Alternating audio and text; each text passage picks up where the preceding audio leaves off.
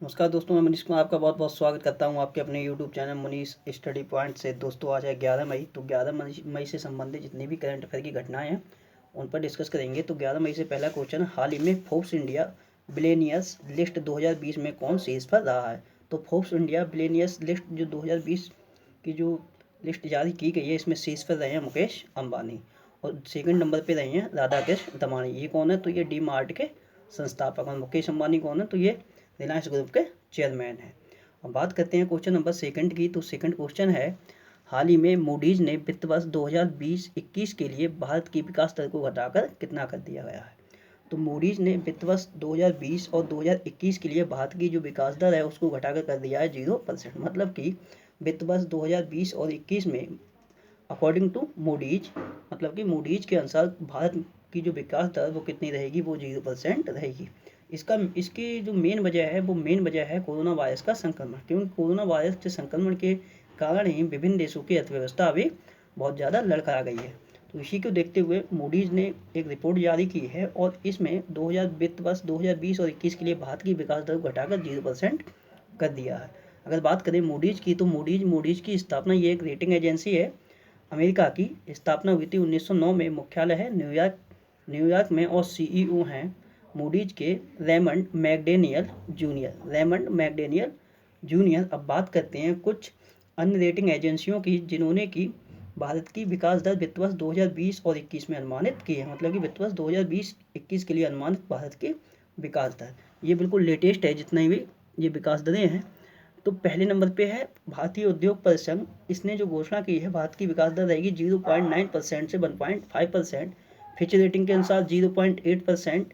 SBI eco rape के अनुसार 1.1%। IMF मतलब कि इंटरनेशनल मॉनिटरिंग फंड, मतलब कि अंतर्राष्ट्रीय मुद्रा कोष के अनुसार 1.9%।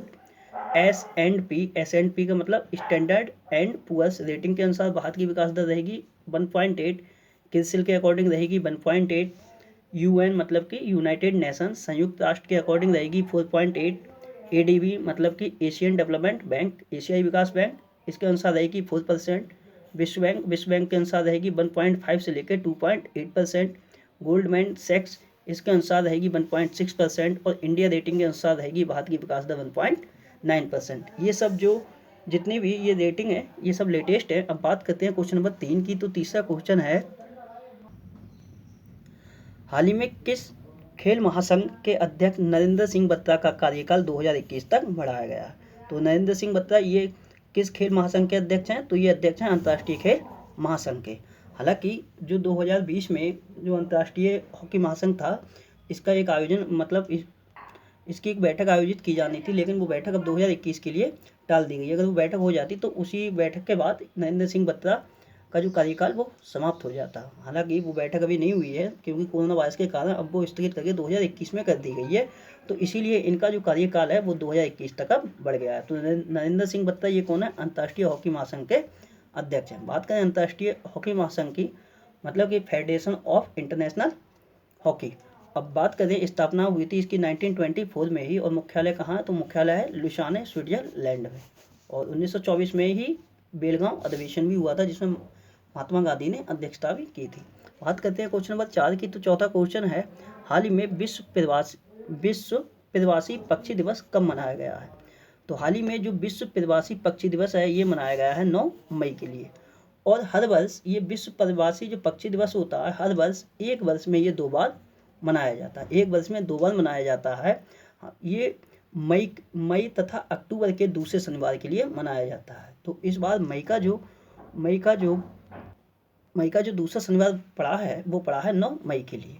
और ये विश्व प्रवासी दिवस मनाया क्यों जाता है? तो प्रवासी पक्षी तथा उनके संरक्षण की जागरूकता को फैलाने के लिए विश्व प्रवासी पक्षी दिवस मनाया जाता है।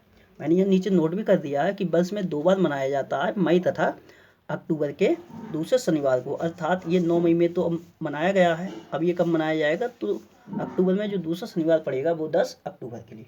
अगर बात करें इस वर्ष इसकी थीम क्या रही है विश्व प्रवासी पक्षी दिवस की, तो इस वर्ष इसकी थीम रही है वर्ड्स कनेक्ट आवर वर्ल्ड। अब बात करते हैं इस मंथ में जितने भी दिवस रहे हैं। तो 8 मई को हम लोगों ने मनाया था विश्व रेड क्रॉस दिवस। और ये क्यों मनाया जाता है? तो रेड क्रॉस की जो संस्थापक थे हेनरी ड्यूरांट, तो उन्हीं की जयंती के पे मनाया जाता है विश्व रेड क्रॉस दिवस, जो कि 8 मई के लिए मनाया गया है। उसके बाद 8 मई के लिए ही मनाया गया था विश्व थैलीसीमिया दिवस। बात करें 7 मई की, तो 7 मई को मनाया गया था विश्व एथलेटिक्स दिवस, और रविन्द्रनाथ टैगोर की 159वीं जयंती भी मनाई गई थी 7 मई के लिए ही। और रविन्द्रनाथ टैगोर के लिए गीतांजलि के लिए नोबेल पुरस्कार भी मिला था, और नोबेल पुरस्कार पाने वाले ये प्रथम भारतीय भी थे। उसके बाद 7 मई के लिए ही मनाया गया था सीमा सड़क संगठन का 60वां स्थापना दिवस, क्योंकि 7 मई 1960 के लिए सीमा सड़क संगठन की स्थापना की गई थी। ये सीमा सड़क संगठन वही है जिसके द्वारा भी कसोवाल पुल पंजाब में रावी नदी पर बना है, और अरुणाचल प्रदेश में एक पुल और बना है दापोरिजो पुल। तो सीमा सड़क संगठन के ही द्वारा उसके लिए मनाया, मतलब कि उसका पुल का निर्माण किया गया है। और एक अभी लिंक रोड भी बना है जो कि कैलाश मानसरोवर यात्रा के लिए बनाया गया है, तो उसका भी निर्माण सीमा सड़क संगठन ने ही किया है। 5 मई के लिए मनाया गया है विश्व अस्थमा दिवस, और 5 मई के लिए ही मनाया गया था विश्व हाथ स्वच्छता दिवस। और एक दिवस और मनाया गया है 5 मई के लिए, इसका नाम है इंटरनेशनल वाइफ्स डे। 3 मई के लिए मनाया गया था विश्व प्रेस स्वतंत्रता दिवस। 2 मई के लिए मनाया गया था विश्व ट्यूना दिवस और अंतर्राष्ट्रीय खगोल दिवस। अंतर्राष्ट्रीय खगोल दिवस भी वर्ष में 2 बार ही मनाया जाता है। और 1 मई के लिए मनाया गया था अंतर्राष्ट्रीय श्रमिक दिवस, और 1 मई के लिए ही मनाया गया था गुजरात व महाराष्ट्र का स्थापना दिवस भी। बात करते हैं क्वेश्चन नंबर 5 की, तो 5वां क्वेश्चन है, हाल ही में भारतीय मौसम विज्ञान ने किन क्षेत्रों को अपने मौसम पूर्वानुमान में शामिल किया है। तो किन क्षेत्रों को किया है अपने मौसम पूर्वानुमान के लिए भारतीय मौसम विज्ञान ने, तो ये क्षेत्र हैं मुजफ्फराबाद और गिलगित बाल्टिस्तान के। हालांकि ये क्षेत्र कहाँ किसके हैं, तो ये हमारे भारत के ही हैं, बट इसकी ये पीओके में पड़ते हैं, मतलब पाक अधिकृत जो कश्मीर है, इन दोनों को ही लेके बवाल भी चल रहा है, तो ये पीओके में पड़ते हैं। अब ये दोनों क्षेत्र शामिल हो गए हैं। भारतीय मौसम विज्ञान ने अब अपने जो मौसम पूर्वानुमान की जो सूची है उसमें इन दोनों के लिए शामिल किया है, मुजफ्फराबाद और गिलगित बाल्टिस्तान के लिए। अगर बात करें भारतीय मौसम विज्ञान की, तो स्थापना हुई थी 1875 में, मतलब कि 1875 में। मुख्यालय है नई दिल्ली, और अध्यक्ष है मृत्युंजय महापात्रा। बात करते हैं क्वेश्चन नंबर 6 की। हाँ, यहाँ से एक क्वेश्चन और है।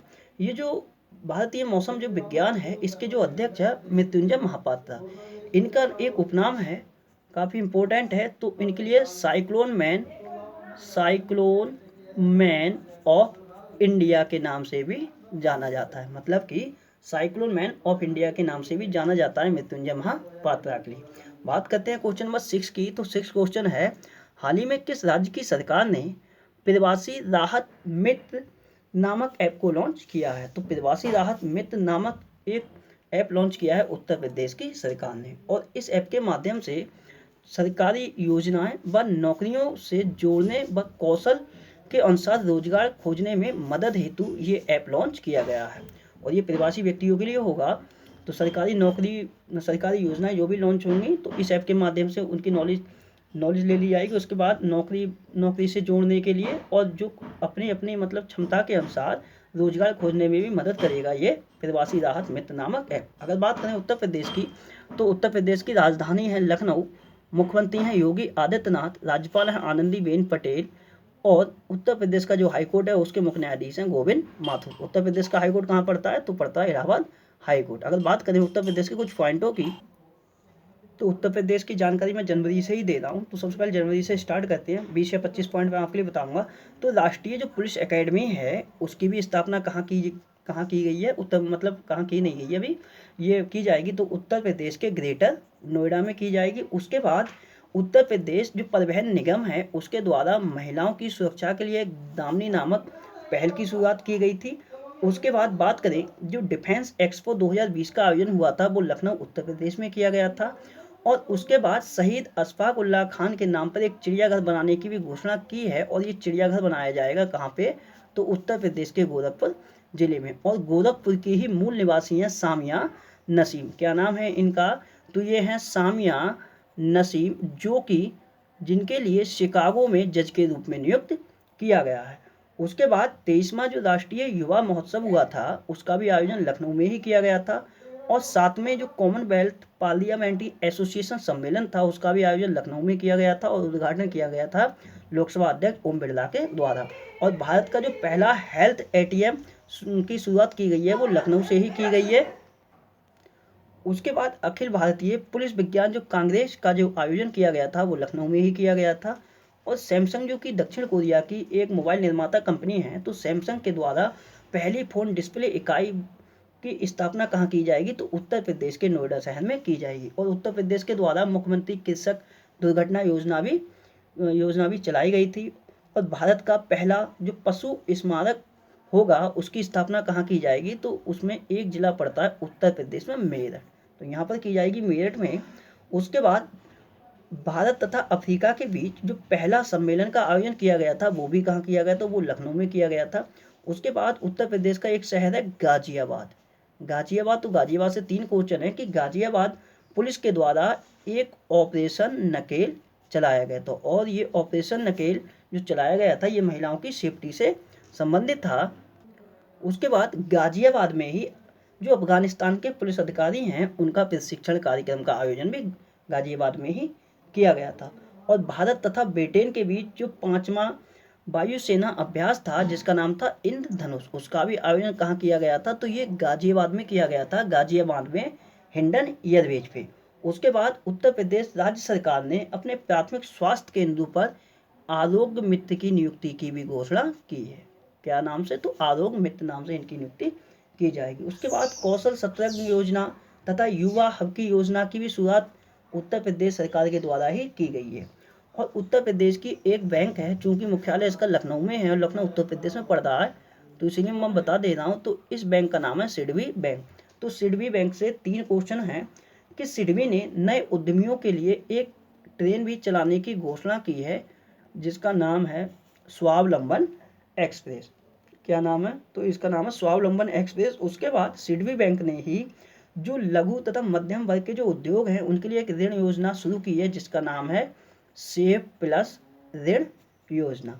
उसके बाद सिडबी बैंक के ही द्वारा सूक्ष्म तथा लघु तथा मध्यम उद्योग जो होते हैं उनसे संबंधित जानकारी के लिए एक प्लेटफॉर्म भी लॉन्च किया है, और इस प्लेटफॉर्म का नाम दिया है India SME service. India SME service नाम दिया गया है। उसके बाद बात करें तो उत्तर प्रदेश राज्य सरकार के द्वारा कोविड-19 से निपटने के लिए टीम 11 का भी गठन किया गया था, और इसके प्रमुख कौन है, तो इसके प्रमुख मुख्यमंत्री योगी आदित्यनाथ हैं। उसके बाद बात करें तो कोविड-19 जो कंट्रोल सेंटर है उसकी भी स्थापना कहाँ की गई है, तो उत्तर प्रदेश के नोएडा शहर में की गई है, और ये HCL कंपनी के द्वारा की गई है। उसके बाद कोविड-19 के लिए पूल परीक्षण करने वाला पहला देश का पहला जो राज्य बना है वो कौन बना है, तो वो उत्तर प्रदेश ही बना है। उसके बाद प्रधानमंत्री गरीब कल्याण योजना के तहत उत्तर प्रदेश ने एक रिकॉर्ड बनाया था। इसने एक दिन में 3 करोड़ से ज़्यादा परिवारों के लिए 1.5 लाख टन चावल का वितरण भी किया था। उसके बाद जियो टैग कम्युनिकेशन, मतलब कम्युनिकेशन नहीं है, कम्युनिटी है, जियो टैग कम्युनिटी बोलते हैं समुदाय के लिए। जो जियो टैग कम्युनिटी किचन बनाने वाला देश का पहला राज्य भी कौन बना है, तो उत्तर प्रदेश ही बना है। और जियो टैग कम्युनिटी किचन बनाने के लिए उत्तर प्रदेश की सरकार ने समझौता किया था गूगल के साथ। उसके बाद वर्चुअल कोर्ट के माध्यम से अदालतों में सुनवाई करने वाला देश का पहला राज्य भी उत्तर प्रदेश ही बना है। और प्लाज्मा थेरेपी शुरू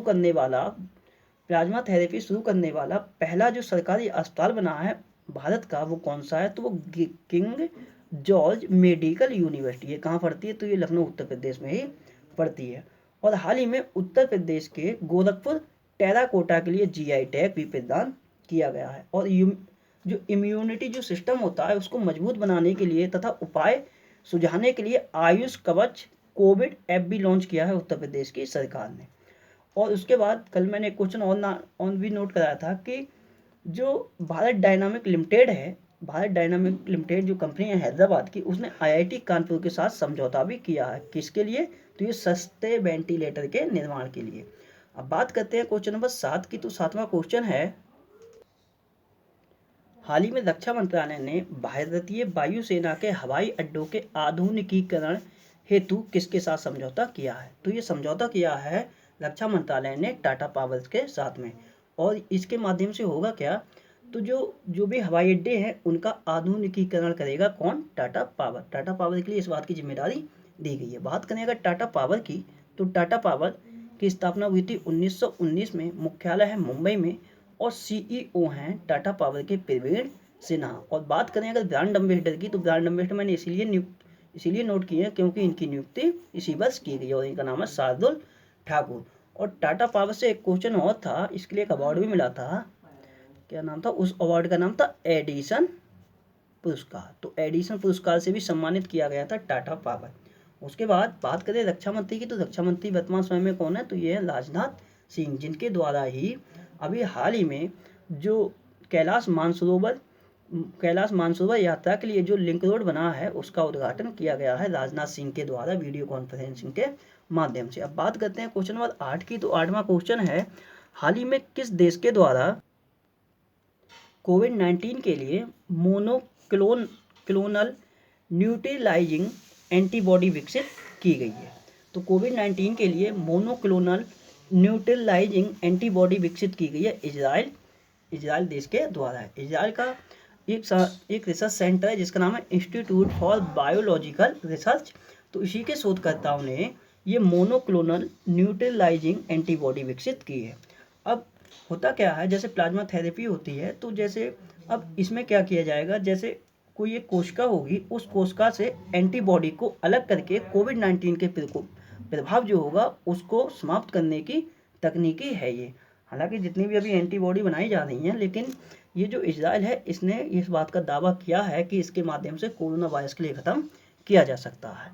तो बात करें अगर इजराइल की, तो इजराइल की राजधानी है जेरूसलम, मुद्दा है यहाँ की न्यू शेकेल, और संसद भी मैंने लिख दी है क्योंकि संसद इंपॉर्टेंट है। संसद है यहाँ की नेसेट, प्राइम मिनिस्टर हैं इजराइल के बेंजामिन नेतन्याहू, और प्रेसिडेंट हैं इजराइल देश के रूबेन रिवलिन। और इजराइल देश के लिए ही कुछ समय पहले भारत ने 5 टन हाइड्रोक्सी क्लोरोक्वीन और पैरासीटामोल दवाएं भी भेजी थी। कितनी? तो 5 टन। इसमें कौन कौन सी दवाएं थी? तो हाइड्रोक्सी क्लोरोक्वीन और पैरासीटामोल। अब बात करते हैं क्वेश्चन नंबर 9 की। तो 9वां क्वेश्चन है, हाल ही में एशियन इंफ्रास्ट्रक्चर इन्वेस्टमेंट बैंक ने भारत के लिए कितनी राशि के ऋण को मंजूरी दी है? तो एशियन इंफ्रास्ट्रक्चर इन्वेस्टमेंट बैंक, इसके लिए शॉर्ट में AIIB भी बोलते हैं। तो इस बैंक के द्वारा भारत के लिए जो सहायता राशि दी जाएगी वो दी जाएगी $500 मिलियन के ऋण को मंजूरी दी है AIIB ने। कोविड-19 से निपटने के लिए ये ऋण भारत के लिए दिया जा रहा है $500 मिलियन का, जो कि दे रहा है AIIB, मतलब कि एशियन इंफ्रास्ट्रक्चर इन्वेस्टमेंट बैंक। अगर बात करें एशियन इंफ्रास्ट्रक्चर इन्वेस्टमेंट बैंक की, तो इसकी स्थापना हुई थी 2015 में। मुख्यालय है बीजिंग, चाइना में, और अध्यक्ष है इसके जिन लिकुन। हालांकि अभी एक और ऋण देने के लिए मंजूरी हुई है, लेकिन ये एशियन इंफ्रास्ट्रक्चर इन्वेस्टमेंट बैंक के द्वारा नहीं है, लेकिन मैंने इसी में नोट कर रखी है नीचे, क्योंकि ऋण समझौता था तो मैंने यहीं पे नोट किया है। तो अभी हाल ही में विश्व बैंक द्वारा अफगानिस्तान को $400 मिलियन ऋण देने की भी मंजूरी मिली है। तो विश्व बैंक देगा किसके लिए? अफगानिस्तान के लिए। कितना ऋण? तो $400 मिलियन देगा। इस बात की भी मंजूरी दे दी गई है विश्व बैंक के द्वारा। अब बात करते हैं विश्व बैंक की। तो विश्व बैंक की स्थापना हुई थी 1945 में। मुख्यालय है वाशिंगटन DC में। अध्यक्ष हैं डेविड मालपास, और MD और CFO हैं। MD मतलब कि प्रबंध निदेशक, और CFO मतलब कि चीफ फाइनेंशियल ऑफिसर, ये हैं भारतीय मूल की अंशुला कांत। अब बात करें अगर अफगानिस्तान की, तो अफगानिस्तान की राजधानी है काबुल, मुद्दा है अफगान अफगानी, और प्रेसिडेंट है अफगानिस्तान के अशरफ गनी। अब बात करते हैं क्वेश्चन नंबर 10 की। तो 10वां क्वेश्चन है, हाल ही में किस राज्य सरकार द्वारा बिना परीक्षा के 10वीं कक्षा के छात्रों को पदोन्नत करने की घोषणा की गई है? तो बिना परीक्षा के जो 10वीं कक्षा के छात्र हैं, और उन लोगों की अगर परीक्षाएं नहीं हुई हैं, तो उनके लिए अब नेक्स्ट क्लास में पदोन्नत कर दिया जाएगा, मतलब कि कक्षा 11 में ये पदोन्नत हो जाएंगे। तो इस बात की घोषणा की है पंजाब राज्य की सरकार ने। अब बात करें अगर पंजाब की, तो पंजाब की राजधानी है चंडीगढ़, मुख्यमंत्री है कैप्टन अमरिंदर सिंह, और राज्यपाल हैं BP सिंह बदनौर, और पंजाब का जो हाईकोर्ट है चंडीगढ़ हाईकोर्ट, उसके मुख्य न्यायाधीश हैं रविशंकर झा। अब बात करें पंजाब से, तो अभी जो सेंट्रल यूनिवर्सिटी ऑफ पंजाब इन भटिंडा है, उसके द्वारा कोरोना वायरस की विश्वसनीय जानकारी देने के लिए एक पोर्टल लॉन्च किया गया था, जो CUPV कोविड-19 नाम से था। CUPV कोविड-19 नाम से था, और CUPV भी ये इसका एक पूर्ण रूप है central university of Punjab and Bathinda. उसके बाद बात करें तो कोविड-19 मतलब कि कोविड-19 जब भी ख़त्म हो जाएगा तो उसके बाद जो पंजाब की राज्य व्यवस्था मतलब कि पंजाब की अर्थव्यवस्था है, उस अर्थव्यवस्था में कैसे सुधार लाया जाए, तो इसी के लिए एक समिति का गठन किया गया है। मतलब कि उनकी जिनकी अध्यक्षता में, तो इनका नाम है मोंटेंग सिंह अहलूवालिया। मोंटेंग सिंह अहलूवालिया। तो इन्हीं की अध्यक्षता में एक समिति का गठन किया गया है जो कि कोरोना वायरस के उपरांत पंजाब राज्य की अर्थव्यवस्था को मजबूत बनाने के लिए सुझाव पेश करेगी। उसके बाद बात करें तो अभी पंजाब में सीमा सड़क संगठन मतलब कि जो मैंने अभी बताया था, सीमा सड़क संगठन ने पंजाब में रावी नदी पर एक पुल का भी निर्माण किया है और इस पुल का नाम है कसोबाल पुल। उसके बाद फेसबुक के साथ मिलकर पंजाब राज्य सरकार ने कोविड-19 संबंधी जितने भी क्वेश्चन हुए हैं उनके आंसरों के लिए एक चैट बॉट भी विकसित किया था। और उसके बाद बात करें तो एक आईआईटी संस्थान है पंजाब का जो कि है आईआईटी रोपड़, जिसका नाम है आईआईटी रोपड़। तो आईआईटी रोपड़ के द्वारा जो किराने का सामान होता है और जो मुद्रा मतलब जो रुपये पैसे होते हैं, जैसे कहीं भी हम अगर कोई भी चीज़ खरीदने जाते हैं तो जो व्यक्ति हमें पैसे वापसी देता है, तो उन्हीं सब चीज़ों के लिए सैनिटाइज करने के लिए एक इसने तकनीकी भी खोजी थी आईआईटी रोपड़ के द्वारा। मतलब वो तकनीकी क्या थी, वो एक डिवाइस थी और उस डिवाइस में बाहर का सामान अगर आप रख दें या फिर या फिर आप पैसे रख दें तो वो एक तरफ से इन होगा तो दूसरी तरफ से एग्जिट होगा और इतनी देर में वो क्या होगा, तो वो सैनिटाइज हो जाएगा। उसके बाद कोविड-19 के मरीजों की देखभाल हेतु इसी आईआईटी रोपड़ के द्वारा बार्ड बॉट नाम से एक रोबोट भी विकसित किया गया था। उसके बाद रेल कोच फैक्ट्री कपूरथला, और कपूरथला कहाँ पड़ता है, तो ये पंजाब में पड़ता है। तो रेल कोच फैक्ट्री कपूरथला ने जीवन नाम से एक वेंटिलेटर का भी निर्माण किया है। उसके बाद यहाँ की एक संस्थान और है पंजाब की जिसका नाम है नैनो विज्ञान एवं प्रौद्योगिकी संस्थान, ये पड़ती है मोहाली में। तो यहाँ के शोधकर्ताओं के द्वारा जो रक्तस्राव होता है उसको रोकने के लिए एक हेमोस्टेट नामक पदार्थ भी विकसित किया था। इस पदार्थ का नाम दिया था हेमोस्टेट। मतलब किसी का अगर एक्सीडेंट हो जाता है तो उसका बहुत ज़्यादा रक्तस्राव होता है, तो उसी को रोकने के लिए हेमोस्टेट नामक पदार्थ विकसित किया गया था नैनो विज्ञान एवं प्रौद्योगिकी संस्थान मोहाली पंजाब के द्वारा। उसके बाद पंजाब में ही होला मोहल्ला त्यौहार भी मनाया गया है। उसके बाद कोरोना वायरस की जानकारी हेतु कोवा पंजाब नाम से एक मोबाइल ऐप भी लॉन्च किया था पंजाब राज्य सरकार ने। और जनवरी माह में पंजाब राज्य सरकार ने अपने राज्य के सरकारी कर्मचारियों की आयु घटाकर कितनी कर दी थी, तो वो 58 वर्ष कर दी गई थी। और अभी मैंने कल नोट कराया था कि तमिलनाडु ने कितनी कर दी है, तो तमिलनाडु ने कर दी 58 वर्ष से बढ़ाकर 59 वर्ष। मतलब कि तमिलनाडु ने एक वर्ष बढ़ाया है। बात करते हैं क्वेश्चन नंबर 11 की। तो 11वां क्वेश्चन है, हाल ही में किस राज्य सरकार ने पान मसाला पर 1 साल का प्रतिबंध लगाया है? तो पान मसाले पर 1 साल का प्रतिबंध लगाया गया है झारखंड राज्य के द्वारा। और कुछ समय पहले ही झारखंड ने जितने भी तंबाकू के उत्पाद थे उन पे भी प्रतिबंध लगाया है। और अब ये प्रतिबंध लगा दिया गया है पान मसालों पर, जो कि 1 साल के लिए लगाया गया है। बात करें अगर झारखंड की, तो झारखंड की राजधानी है रांची, मुख्यमंत्री हैं हेमंत सोरेन, राज्यपाल हैं द्रौपदी मुर्मू, और झारखंड का जो हाईकोर्ट है उसके मुख्य न्यायाधीश हैं डॉक्टर रवि रंजन। और झारखंड के द्वारा अभी 3 योजनाएं भी लॉन्च की गई थी, तो तीनों का मैं नाम बता देता हूँ। एक थी बिरसा हरित ग्राम योजना, जो कि ग्रामीण वृक्षारोपण से संबंधित थी। दूसरी योजना थी नीलांबर पीतांबर जल समृद्धि योजना, जो कि जल भंडारण से संबंधित थी। तीसरी थी वीर शहीद हो खेल विकास योजना, जो कि खेल के मैदान निर्माण से संबंधित थी। उसके बाद लॉकडाउन के चलते विशेष श्रमिक ट्रेनों के माध्यम से अपने प्रवासी मजदूरों को वापस लाने वाला पहला राज्य कौन बना है, तो ये झारखंड ही बनाया है। और जो ट्रेन चली थी वो कहाँ से कहाँ तक चली थी, तो लिंगमपल्ली जो कि पड़ता है तेलंगाना में, और लिंगमपल्ली से चली थी हटिया कहाँ पड़ता है, तो ये झारखंड में पड़ता है, रांची शहर में। उसके बाद झारखंड राज्य सरकार के द्वारा खाद्य सामग्री की होम डिलीवरी के लिए एक झारखंड बाजार ऐप भी लॉन्च किया गया था। और मुख्यमंत्री दीदी रसोई योजना की भी शुरुआत झारखंड राज्य ने की है। और लॉकडाउन के चलते झारखंड राज्य ने जो ई पास प्राप्त करने के लिए एक प्रज्ञाम नामक एक मोबाइल ऐप भी लॉन्च किया है।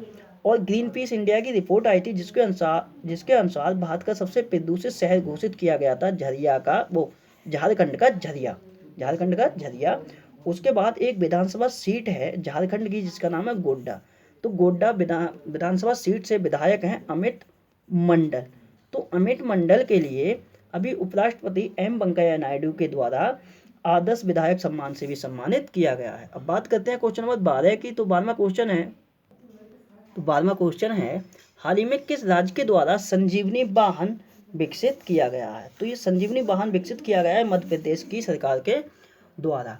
अब इस बात करें इस संजीवनी वाहन की, तो इस वाहन में क्या रहेगा, तो इस वाहन में एक डॉक्टरों की टीम रहेगी जो कि पेशेंट का उपचार उसी वाहन में करेंगे ताकि जो इन्फेक्शन है वो दूसरे व्यक्तियों में ना फैल सके। अगर बात करें मध्य प्रदेश की, तो राजधानी है भोपाल, मुख्यमंत्री है शिवराज सिंह चौहान, राज्यपाल है लालजी टंडन और मध्य प्रदेश का जो हाईकोर्ट है उसके मुख्य न्यायाधीश हैं अजय कुमार मित्तल। अब बात करते हैं मध्य प्रदेश संबंधित पॉइंटों की। तो जनवरी से ही मैं स्टार्ट कर रहा हूँ आज। तो मध्य प्रदेश द्वारा प्रति 2 वर्ष के बाद एक पुरस्कार दिया जाता है जिसका नाम है राष्ट्रीय लता मंगेशकर पुरस्कार। राष्ट्रीय लता मंगेशकर पुरस्कार 2018 के जो विजेता रहे हैं वो विजेता रहे हैं, इनका नाम है कुलदीप सिंह। क्या नाम है, तो नाम है इनका, तो इनका नाम है कुलदीप सिंह। उसके बाद 2017 के विजेता रहे हैं वो रहे हैं सुमन कल्याणपुर। उसके बाद स्कूल में प्रत्येक शनिवार को संविधान की प्रस्तावना को पढ़ना अनिवार्य कर दिया था मध्य प्रदेश की सरकार ने। उसके बाद भारत का पहला ई कचरा क्लिनिक की भी स्थापना कहाँ की गई है, तो ये मध्य प्रदेश के भोपाल में की गई है। और भारत का पहला टाइम बैंक जोन भी कहाँ खुला है, तो ये मध्य प्रदेश में ही खोला गया है। 3 दिवसीय नर्मदा महोत्सव का भी आयोजन कहाँ किया गया था, तो ये मध्य प्रदेश में एक जगह पड़ती है अमरकंटक, वहाँ पे किया गया था। और प्रधानमंत्री मातृ वंदना योजना को लागू करने में शीर्ष पर राज्य रहा था मध्य प्रदेश। उसके बाद किशोर सम्मान 2018 से सम्मानित हुई हैं वहीदा रहमान। और 21वां जो आईफा 2020 में होगा वो इंदौर और भोपाल में आयोजित किया जाएगा। उसके बाद राष्ट्रीय आपदा रिकॉर्ड ब्यूरो की एक रिपोर्ट आई थी जिसके अनुसार 2018 में सबसे ज़्यादा लापता बच्चों की अधिकतम संख्या दर्ज की गई थी मध्य प्रदेश में। वहीं बात करें सबसे ज़्यादा लापता महिलाओं की संख्या दर्ज की गई थी महाराष्ट्र में। उसके बाद बात करें तो जल संकट को दूर करने के लिए राष्ट्रीय जल सम्मेलन का आयोजन किया गया था भोपाल में। उसके बाद 2 दिवसीय वानिकी सम्मेलन का भी आयोजन भोपाल में ही किया गया था। और यूनिफाइड रजिस्ट्रेशन कार्ड लॉन्च करने वाला मध्य प्रदेश देश का पहला राज्य भी बना। और 100% सौर ऊर्जा से संचालित होने वाला देश का पहला गांव कौन सा है, तो ये बांचा गांव है जो कि मध्य प्रदेश में पड़ता है और जिला पड़ता है बैतूल। उसके बाद जो यूनिफाइड रजिस्ट्रेशन कार्ड है, तो यूनिफाइड रजिस्ट्रेशन कार्ड लॉन्च करने वाला देश का पहला राज्य भी मध्य प्रदेश ही बना है। आयुष्मान भारत के अंतर्गत राज्य के बाहर इलाज कराने वाले व्यक्तियों की सूची में जो पहले स्थान पर रहा है वो मध्य प्रदेश ही रहा है। और मिर्च उद्योग तथा उत्पादन को बढ़ावा देने के लिए मिर्च महोत्सव का आयोजन किया गया था खारगोन जिले में जो कि पड़ता है मध्य प्रदेश में। उसके बाद नमस्ते ओरछा महोत्सव का आयोजन किया गया था मध्य प्रदेश के निवाड़ी जिले में। नेक्स्ट पॉइंट बताएं तो नेक्स्ट पॉइंट है तो छिंदवाड़ा मध्य प्रदेश की यहाँ भावना डेहरिया। तो भावना डेहरिया ने अभी माउंट जो ऑस्ट्रेलिया की सबसे ऊंची चोटी है माउंट कॉसियस को उस पर सफलतापूर्वक चढ़ाई कर ली है। ड्रोन के माध्यम से पूरे शहर को सैनिटाइज करने वाला देश का पहला शहर भी इंदौर बना है जो कि मध्य प्रदेश में ही पड़ता है। लॉकडाउन के चलते शिक्षा को प्रोत्साहित करने हेतु मध्य प्रदेश की सरकार ने रेडियो स्कूल कार्यक्रम भी चलाया था। रेडियो स्कूल कार्यक्रम पश्चिम मध्य रेलवे है जिसका मुख्यालय जबलपुर मध्य प्रदेश में पड़ता है। तो पश्चिम मध्य रेलवे के द्वारा कोरोना संक्रमण के लिए एक चरक नाम से मोबाइल डॉक्टर बूथ भी लॉन्च किया गया है। मध्य प्रदेश की सरकार ने कोरोना मरीजों के लिए अभी 10,000 रुपये देने की भी घोषणा की है। उसके बाद योजनाओं की बात करें तो अभी कोविड-19 योद्धा कल्याण योजना की शुरुआत भी मध्य प्रदेश ने ही की है। जीवन शक्ति योजना की शुरुआत भी मध्य प्रदेश ने ही की है। जीवन अमृत योजना की शुरुआत मध्य प्रदेश के द्वारा की गई है। उसके बाद एक जिला पड़ता है मध्य प्रदेश में और इस जिले का नाम है उमरिया। तो उमरिया जिले की पुलिस के द्वारा अभी 24 घंटे बुजुर्गों की सहायता के लिए एक संकल्प योजना भी चलाई गई है। और मिड डे मील राशन की सुविधा देने वाला पहला राज्य भी मध्य प्रदेश ही बना है। अब बात करते हैं क्वेश्चन नंबर 13 की। तो 13वां क्वेश्चन है हाल ही में भारत के किस राष्ट्रीय उद्यान में बाघों की संख्या 88 से बढ़कर 96 हो गई है। तो अभी एक सर्वे हुआ है जिसके अनुसार जो पहले बाघ 88 थे, अब इनकी संख्या हो गई है 96। और ये कहाँ हुई है? तो ये हुई है सुंदरबन राष्ट्रीय उद्यान में, जो कि पड़ता है पश्चिम बंगाल में। और जो सुंदरबन राष्ट्रीय उद्यान है ये एक यूनेस्को स्थल भी है। अगर बात करें सुंदरबन की, तो सुंदरबन दुनिया का सबसे बड़ा मैंग्रोव वन क्षेत्र भी है। और जो सुंदरबन राष्ट्रीय उद्यान है ये रॉयल बंगाल टाइगर्स के लिए बहुत ज़्यादा फेमस है। बात करते हैं क्वेश्चन नंबर 14 की। तो 14वां क्वेश्चन है, हाल ही में अमेरिकी कंपनी सिल्वर लेक ने भारत की किस कंपनी में 1.15% हिस्सेदारी खरीद ली है? तो सिल्वर लेक कंपनी जो कि अमेरिका की एक कंपनी है, इसके द्वारा रिलायंस जियो जो कि भारत की कंपनी है, इसमें 1.15% की हिस्सेदारी खरीदी गई है। अगर बात करें रिलायंस जियो की, तो कुछ समय पहले फेसबुक ने भी रिलायंस जियो में 9.9% हिस्सेदारी खरीद ली थी। बात करते हैं क्वेश्चन नंबर 15 की। तो 15वां क्वेश्चन है, हाल ही में ICMR ने कोविड-19 टेस्टिंग किट की डिलीवरी हेतु किसके साथ समझौता किया है? तो ये समझौता किया गया है इंडियन पोस्ट के द्वारा, मतलब कि भारतीय डाक के साथ ये समझौता किया है ICMR ने। क्यों किया है? तो कोविड-19 टेस्टिंग किट की डिलीवरी के लिए, मतलब कि भारतीय डाक के द्वारा ही अब कोविड-19 टेस्टिंग जो किट होती हैं उनकी डिलीवरी की जाएगी। और ये समझौता किया है ICMR ने किसके साथ? तो भारतीय डाक के साथ। अगर बात करें यहाँ भारतीय डाक की, तो कुछ समय पहले भारतीय डाक ने, अगर जो भी भारतीय डाक के जो भी कर्मचारी होते हैं, अगर वो ऑन ड्यूटी कोरोना वायरस संक्रमित हो जाते हैं और अगर उनकी डेथ हो जाती है, तो उनको मुआवजे के तौर पे 10 लाख रुपए देने की भी घोषणा की थी ये भारतीय डाक ने। बात करते हैं भारतीय डाक की, तो स्थापना हुई थी 1854 में, मुख्यालय नई दिल्ली में है और इसके डायरेक्टर जनरल हैं सलीम हक। वहीं बात करें ICMR की, तो ICMR का फुल फॉर्म होती है Indian council of medical research, मुख्यालय है नई दिल्ली में और इसके डायरेक्टर जनरल हैं बलराम भार्गव। बात करते हैं अंतिम क्वेश्चन की। तो अंतिम क्वेश्चन है, हाल ही में संयुक्त राष्ट्र ने वैश्विक मानव प्रतिक्रिया योजना के तहत कमजोर देशों की सहायता के लिए 2 मिलियन से बढ़ाकर कितना कर दिया है? तो ये जो सहायता राशि दी जाने वाली थी जो कि कमजोर देशों के लिए, ये पहले 2 बिलियन की दी जाने वाली थी, लेकिन अब 2 मिलियन से बढ़ा 2 बिलियन, मिलियन नहीं है बिलियन है, तो 2 बिलियन से बढ़ाकर अब ये सहायता राशि हो गई है 6.7% बिलियन डॉलर। मतलब कि अब 2 बिलियन डॉलर ना देके 6.7 बिलियन डॉलर दिया जाएगा कमजोर देशों के लिए संयुक्त राष्ट्र के द्वारा। और तकरीबन जितने भी जो कमजोर देश हैं, ये 63 देशों के लिए ये 6.7 बिलियन डॉलर दिया जाएगा।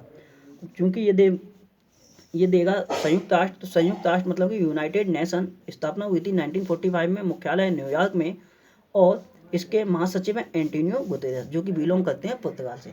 अब बात करते हैं कल जो मैंने आपसे क्वेश्चन पूछे थे उनके आंसर की। तो कल आपसे मैंने पहला क्वेश्चन पूछा था, डीजल, पेट्रोल तथा अन्य मोटर स्प्रिट पर कोविड-19 उपकर मतलब कि सेस लगाने वाला पहला राज्य कौन बना है? तो ये बना है नागालैंड। इंपोर्टेंट क्वेश्चन है ये। उसके बाद जर्मनी ने लेबनान की किस पार्टी को आतंकवादी संगठन घोषित किया है?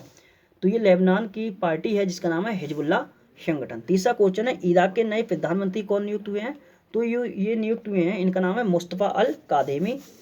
चौथा क्वेश्चन पूछा था, Vijayan at Kargil the life of a Kargil hero पुस्तक के लेखक कौन है? तो इस पुस्तक के लेखक है कर्नल BN थापर और नेहा द्विवेदी। और ये विजयंत थापर जो हैं, विजयंत थापर के पिता हैं कर्नल BN थापर और विजयंत थापर की पुत्री हैं ये नेहा द्विवेदी। पांचवा क्वेश्चन पूछा था, Shivaji in South Block the unwritten history of a proud pupil. तो इस पुस्तक के लेखक कौन थे? तो इस पुस्तक के लेखक थे गिरीश कुबेर। और ये जो पुस्तक है वो महाराष्ट्र के इतिहास पर आधारित है। छठा क्वेश्चन पूछा था, किस राज्य द्वारा योग योजना शुरू की गई है? तो ये योजना ये शुरू की गई है त्रिपुरा राज्य के द्वारा। और इस योजना में क्या है? तो जो भी ग्रेजुएशन में फाइनल ईयर के छात्र हैं या फिर पोस्ट ग्रेजुएशन के फाइनल ईयर के छात्र हैं, तो उनके लिए 5,000 रुपये की वित्तीय सहायता दी जाएगी स्मार्टफोन खरीदने के लिए। सातवां क्वेश्चन पूछा था, सुरक्षित दादा दादी और नाना नानी अभियान किसके द्वारा लॉन्च किया गया है? तो इसके लिए लॉन्च किया गया है नीति आयोग के द्वारा। लास्ट क्वेश्चन मैंने पूछा था, किस देश की प्रस्तावित मुद्रा तोमान की गई है? तो ये मुद्रा प्रस्तावित है जो कि की गई है ईरान की। अब बात करते हैं आज से आपके लिए पहला क्वेश्चन है, कैलाश मानसरोवर यात्रा के लिए लिंक रोड का उद्घाटन किसने किया है? दूसरा बताना है पाकिस्तानी वायुसेना में पहले हिंदू पायलट कौन बने हैं। तीसरा क्वेश्चन बताना है वेंटिलेटर बेडों की सभी जिलों मतलब कि अपने राज्य के सभी जिलों में वेंटिलेटर बेडों की सुविधा देने वाला पहला राज्य कौन बना है। चौथा क्वेश्चन बताना है UNEP मतलब कि यूनाइटेड नेशन इन्वॉल्वमेंट प्रोग्राम मतलब कि संयुक्त राष्ट्र पर्यावरण कार्यक्रम ने भारत की गुडविल एम्बेसडर का कार्यकाल 2022 तक बढ़ाया है मतलब कि उस गुडविल एम्बेसडर का आपके लिए नाम बताना है। पांचवा क्वेश्चन बताना है ELSA मतलब कि ELSA या फिर एल्सा कॉर्प के ब्रांड एम्बेसडर कौन बने। और ये जो ELSA कॉर्प है ये अंग्रेजी सिखाने वाला एक ऐप है। तो इन क्वेश्चनों के आंसर आप नीचे कमेंट बॉक्स में दें दोस्तों। तो ये थी यहाँ से संबंधित सारी करंट अफेयर की घटनाएं जो कि मैंने आपके लिए बहुत ही डिटेल में डिस्कस करती हैं। दोस्तों आज की वीडियो होती है यहीं समाप्त। तो वीडियो को टाइम देने के लिए बहुत बहुत धन्यवाद। आपका दिन शुभ हो।